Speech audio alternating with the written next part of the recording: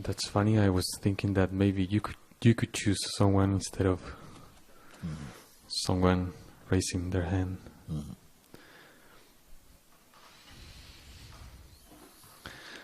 I thought for a long time that when this moment will come, I will have a great report for you.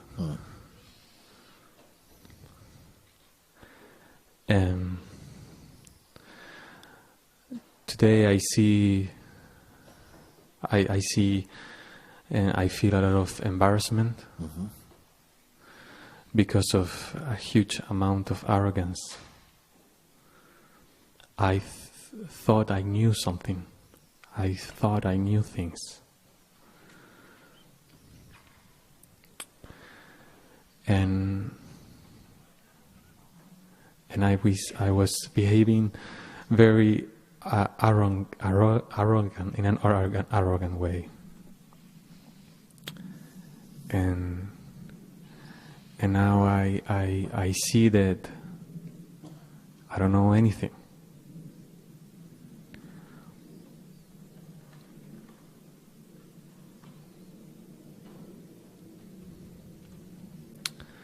And how does that feel?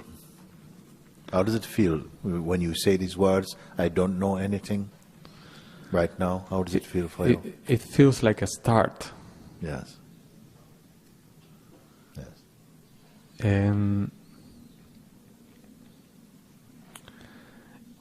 I see, I witness all these people having this very nice reports to you, and every time this happens is joyful for me as well. Like every time someone is there and come you close. Said something. You say, I said, how does it feel to say or admit I know nothing? And you say it is a start. What will be the finish of it?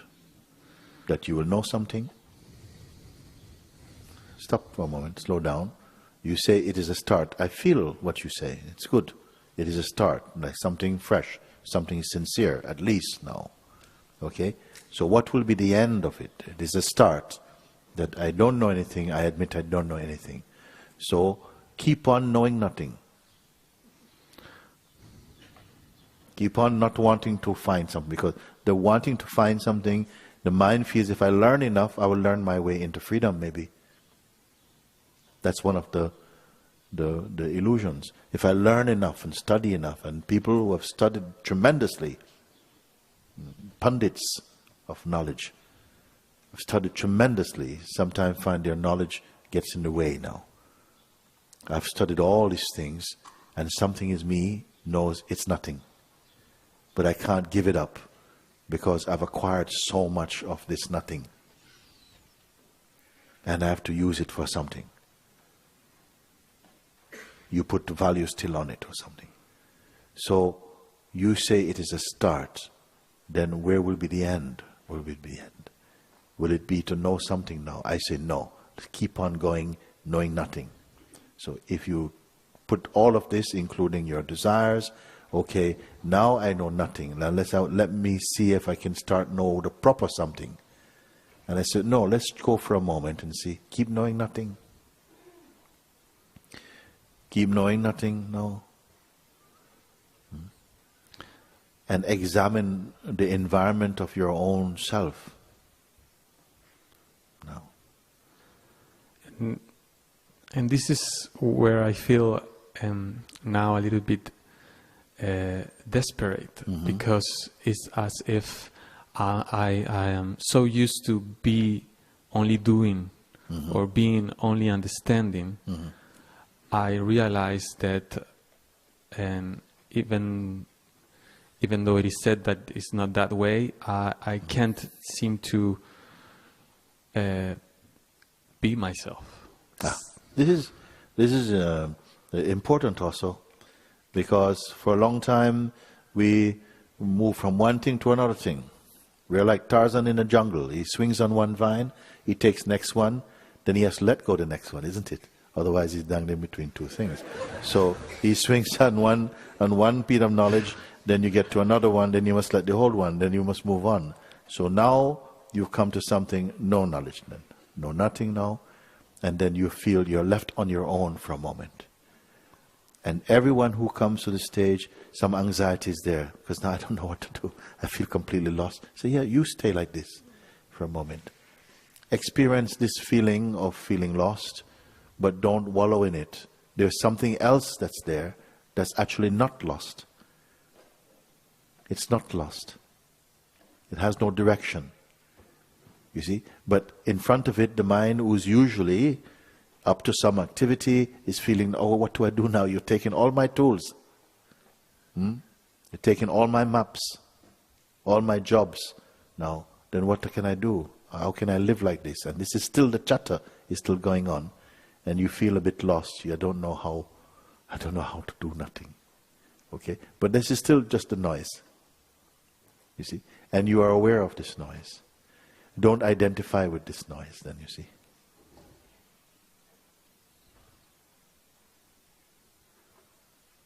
What does it mean, don't identify?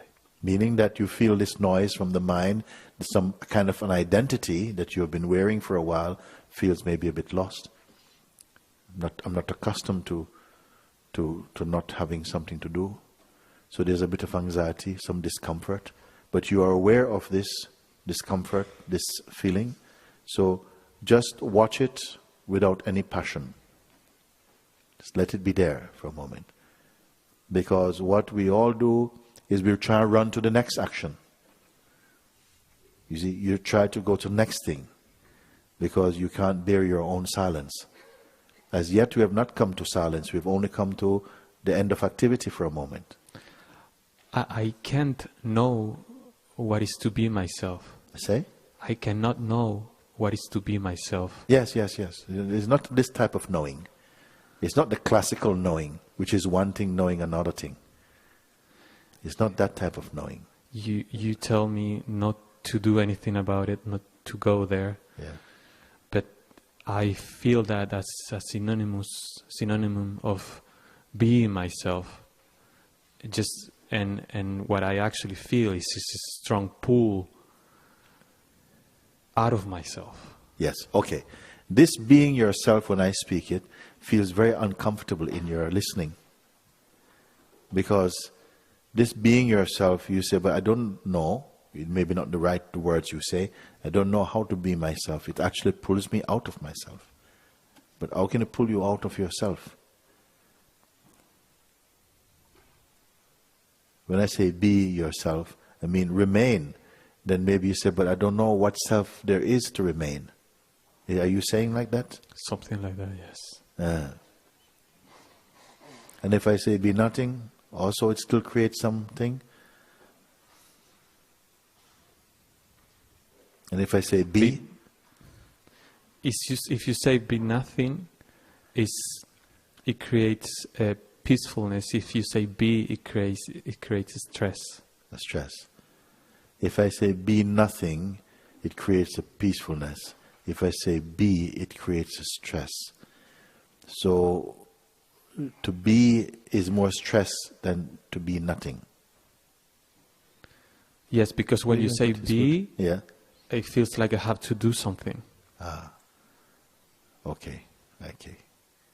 Be nothing.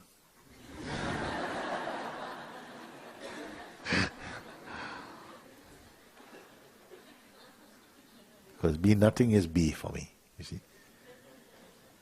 Because be something we are used to. Be nothing is just in its honest, simple term means remain as you are. Be.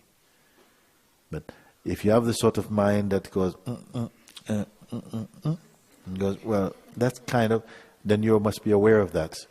And I say beware of that because sometimes mind in this part of the inquiry starts to be super accurate. Super accurate. So to be or to be nothing. I see. Well, actually same thing. No, but it's not the same thing. You see, it can be like that. You see? So I want to free you from this so that this kind of mentality doesn't tighten you into another posture, like to be fixed into be nothing. because actually where you're coming into is a great flexibility, where words can be anything now, because you move beyond words. This be nothing is not a state induced by words only or supported by words. It's wordless. So it's beyond words, you see. Then when you go beyond words, you will not be afraid of words. Who gets this? Good. When you are beyond the words, then you will not be intimidated by word. You go beyond the concepts, and everything becomes concept. So even if I say Brahman, it will just now be a concept. If I say pure consciousness, you hear it just now, it's okay. Yes, because you have resolved yourself now. You don't need the words to tell you what you are now. You follow? You will still understand what they mean, but you won't have a complex about them now. If I say the being or the presence or the I am, you will still know it's the same thing.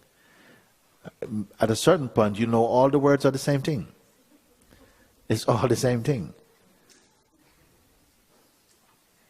But while you have a distinguishing mind, which is useful up to a certain point, then it will seem to matter. Did you mean this or that? Because, okay, a bit off center here or whatever, but gradually as it moves again into your naturalness, your infinite being, you see.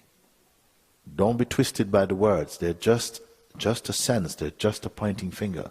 The rest, grace completes. It reveals yourself, your alreadiness is here.